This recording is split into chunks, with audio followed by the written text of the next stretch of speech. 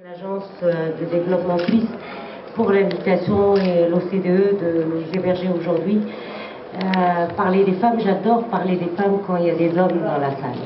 Parce qu'à chaque fois que vous demandez aux hommes qu'est-ce qui est le plus cher à vos cœurs, ils nous disent les femmes. Maintenant, à chaque fois qu'il faut faire des politiques, eh bien les femmes n'y sont pas toujours.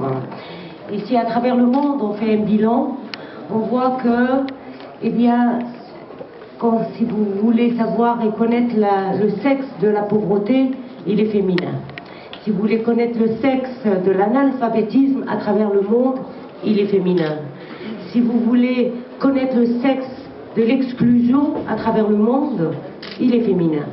Et donc, les femmes, et ça c'est connu, c'est pas parce qu'il y a des changements climatiques qu'on parle de cette histoire de ségrégation et d'exclusion des femmes. C'est quelque chose qui est connu, et en tant que femme, j'ai toujours milité pour les femmes. Je ne vois pas en quoi un droit des femmes au développement peut être dissocié des autres droits humains.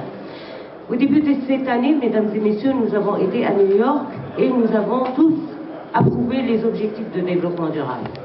Ces objectifs, le cœur de ces objectifs, dans le cœur de ces objectifs, il y avait l'approche genre et il y avait le respect des droits des femmes.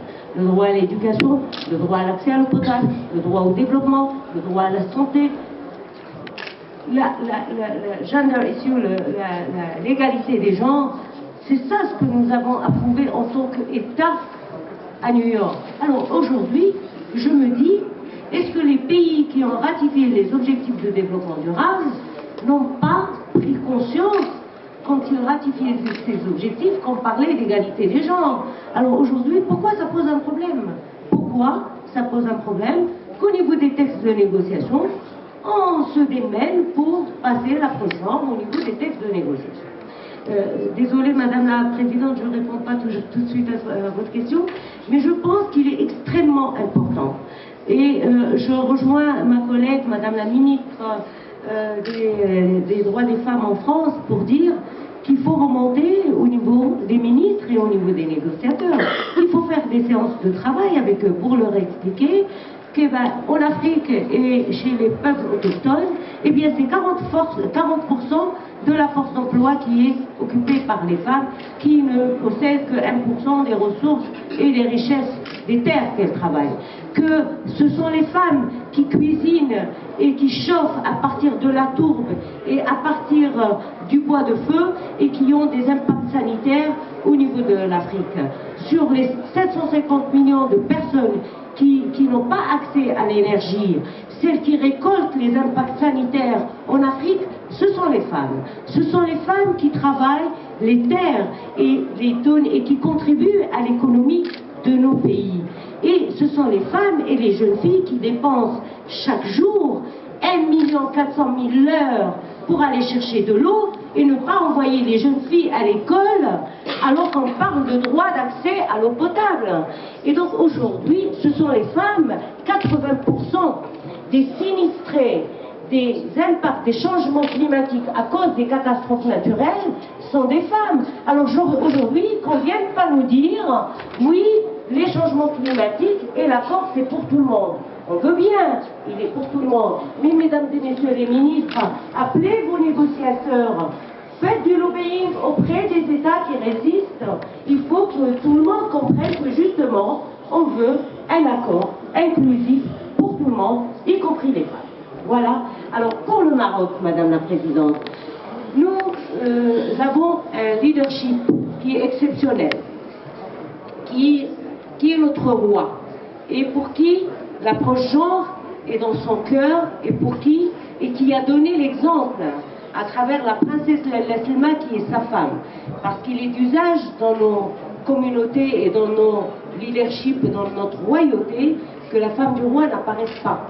Eh bien aujourd'hui nous avons une princesse qui, elle, tire la société civile derrière elle.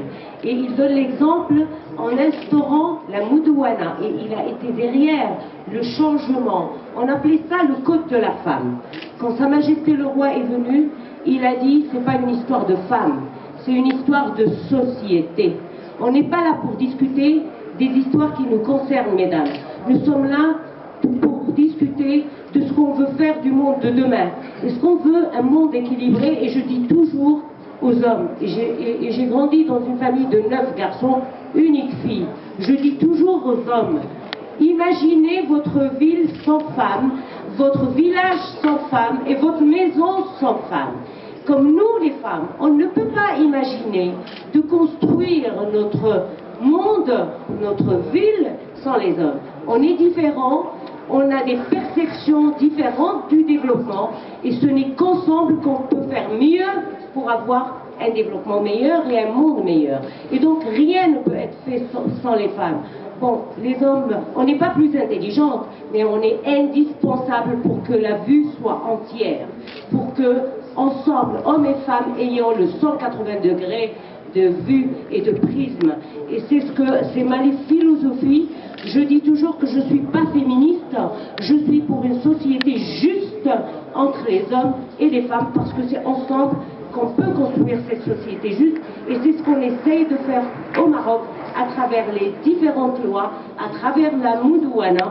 On a aujourd'hui au Maroc plus de femmes docteurs que d'hommes docteurs, plus de femmes ingénieurs que d'hommes ingénieurs, plus de femmes lauréates des écoles politiques que d'hommes lauréats. Elles sont toujours les premières, les femmes. Je crois qu'on n'a plus rien à démontrer, mais il nous faut nos places au niveau des postes de décision, et c'est ça sur quoi on doit travailler. Madame la ministre, je vous rejoins encore quand vous dites que c'est une approche transversale. Nous devons la travailler par le bas et par le haut. Le leadership par le haut, et il faut impliquer des négociatrices femmes. Les ministres femmes doivent désigner des négociatrices femmes. C'est ce que j'ai fait quand je suis arrivée en tant que ministre et en tant que point focal des changements climatiques. La société civile doit mettre en œuvre des projets bancables qui prennent en considération l'approche genre, et je salue le Fonds vert parce qu'il a intégré cette approche. Donc ce n'est qu'ensemble, hommes et femmes, qu'on peut défendre l'accès des femmes à leurs droits les plus élémentaires. Merci mesdames et messieurs.